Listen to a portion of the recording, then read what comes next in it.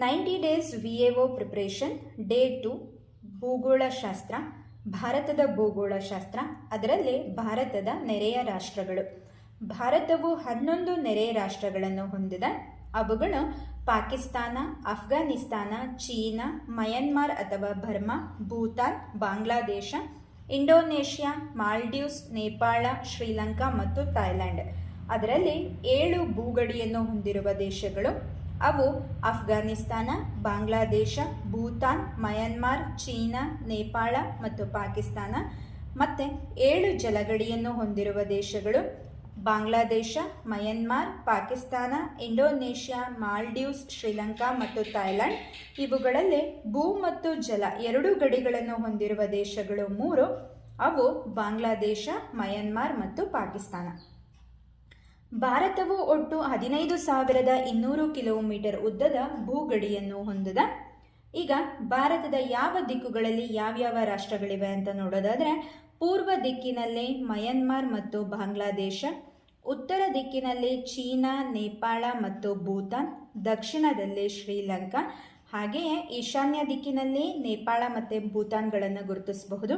ವಾಯವ್ಯ ದಿಕ್ಕಿನಲ್ಲಿ ಪಾಕಿಸ್ತಾನ ಮತ್ತು ಅಫ್ಘಾನಿಸ್ತಾನ, ನೈಋತ್ಯದಲ್ಲಿ ಮಾಲ್ಡೀವ್ಸ್, ಆಗ್ನೇಯದಲ್ಲಿ ಇಂಡೋನೇಷ್ಯಾ ಮತ್ತು ಥೈಲ್ಯಾಂಡ್ ದೇಶಗಳನ್ನು ಗುರುತಿಸಲಾಗುತ್ತದೆ. ಇನ್ನು ದೇಶ ಮತ್ತು ಗಡಿ ರೇಖೆಗಳ ಉದ್ದದ ವಿಚಾರ ನೋಡೋದಾದರೆ, ಬಾಂಗ್ಲಾದೇಶದೊಂದಿಗೆ 4,096 ಕಿಲೋಮೀಟರ್ ಉದ್ದದ ಗಡಿಯನ್ನು ಹೊಂದಿದ್ದು ಅತಿ ಉದ್ದದ ಗಡಿಯಾಗಿದೆ ಇದು. ಚೀನಾದೊಂದಿಗೆ 3,917 ಕಿಲೋಮೀಟರ್, ಪಾಕಿಸ್ತಾನದೊಂದಿಗೆ 3,310 ಕಿಲೋಮೀಟರ್, ನೇಪಾಳದೊಂದಿಗೆ 1,752 ಕಿಲೋಮೀಟರ್ ಗಡಿಯನ್ನು ಹಂಚಿಕೊಂಡಿದೆ. ಮಯನ್ಮಾರ್ನೊಂದಿಗೆ 1,458 ಕಿಲೋಮೀಟರ್, ಭೂತಾನ್ನೊಂದಿಗೆ 587 ಕಿಲೋಮೀಟರ್ ಮತ್ತು ಅಫ್ಘಾನಿಸ್ತಾನದೊಂದಿಗೆ 80 ಕಿಲೋಮೀಟರ್ ಉದ್ದದ ಗಡಿ ಹೊಂದಿದ್ದು ಇದು ದೇಶದ ಅತ್ಯಂತ ಚಿಕ್ಕ ಗಡಿ ರೇಖೆಯಾಗಿದೆ. ಭಾರತದ ಗಡಿಗಳು ಪ್ರಮುಖವಾಗಿ 3 ಗಡಿಗಳನ್ನು ಗುರುತಿಸಬಹುದು. ಇವು ತುಂಬ ಹಳೆಯ ಗಡಿಗಳು. 2 ಭೂಗಡಿಗಳಿವೆ, 1 ಜಲಗಡಿ. ಭೂಗಡಿಗಳು ಯಾವ್ದ್ಯಾವುದು ಅಂದರೆ ರ್ಯಾಡ್ಕ್ಲಿಫ್ ಮತ್ತು ಮೆಕ್ಮೋಹನ್. ಜಲಗಡಿಗಳು ಪಾಕ್ ಜಲಸಂಧಿ. ರ್ಯಾಡ್ಕ್ಲಿಫ್ ಇದು ಭಾರತ ಮತ್ತು ಪಾಕಿಸ್ತಾನದ ನಡುವಿನ ಗಡಿಯಾಗಿದೆ. 1947 ಆಗಸ್ಟ್ 17ರಲ್ಲಿ ಗುರುತಿಸಲಾಯಿತು. ಗುಜರಾತ್ನಿಂದ ಟಿಬೆಟ್ವರೆಗೂ ವಿಸ್ತರಿಸಿದೆ.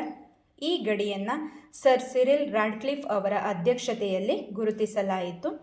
ಭಾರತ ಮತ್ತು ಪಾಕಿಸ್ತಾನದ ಗಡಿ ಉದ್ದ 3,310 ಕಿಲೋಮೀಟರ್, ಆದರೆ ರ್ಯಾಡ್ಕ್ಲಿಫ್ ರೇಖೆ ಇರುವುದು 2,910 ಕಿಲೋಮೀಟರ್. ಸೆಕೆಂಡ್ ಒನ್ ಮ್ಯಾಕ್ಮೋಹನ್ ರೇಖೆ. ಇದು